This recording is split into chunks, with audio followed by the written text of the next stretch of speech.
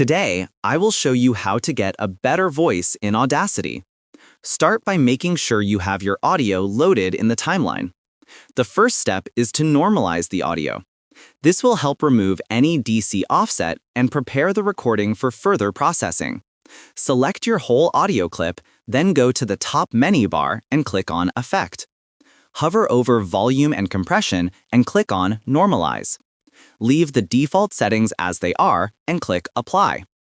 Next, go back to the Effect menu, hover over Volume and Compression again, and this time click on Compressor. Compression will help make your voice louder and clearer, especially if you are using a low-quality microphone or speaking at a low volume.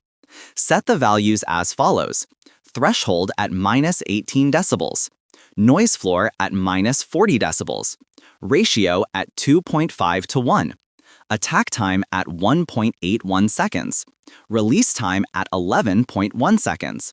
Click Apply and listen to the result.